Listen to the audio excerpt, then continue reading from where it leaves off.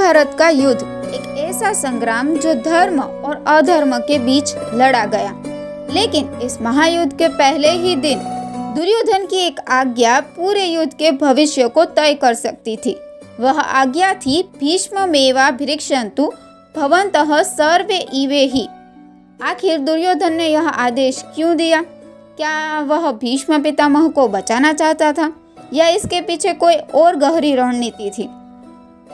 महाभारत के भीष्म पर्व में जब युद्ध आरंभ हुआ तब दुर्योधन ने अपनी सेना को यह आदेश दिया, अयनेषु च सर्वेषु यथा भागम वस्थिताः भीष्ममेवाभिरक्षन्तु भवन्तः सर्वे इवे ही।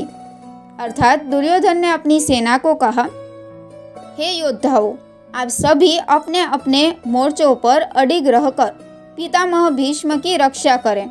पर सवाल उठता है, दुर्योधन जो अपने स्वार्थ के लिए हर कदम उठाता था, आखिर भीष्म पितामह की इतनी चिंता क्यों कर रहा था? इस आज्ञा का एक गहरा अर्थ था।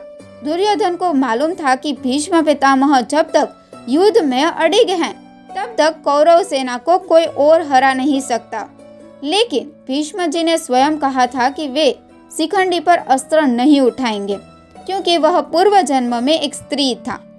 यही कारण था कि दुर्योधन अपनी सेना को बार बार कह रहा था कि भीष्म जी की रक्षा करो। अगर कहीं से शिखंडी उनके सामने आ गया तो भीष्म पितामह निशस्त्र हो जाएंगे और यह कौरव सेना के लिए खतरे की घंटी होगी।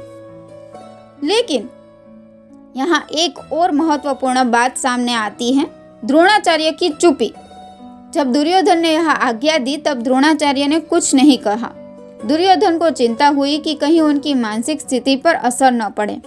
यही कारण था कि संजय ने धृतराष्ट्र को बताया कि भीष्म पितामह ने अपनी ओर से प्रेम और सद्भाव दिखाया, जिससे दुर्योधन को यह भरोसा मिल सके कि वह अकेला नहीं है।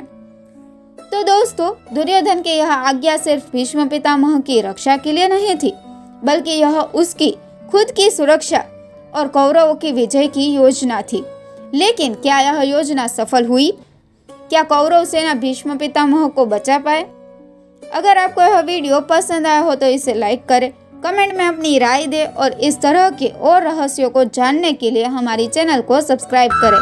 जय श्री कृष्ण, धन्यवाद।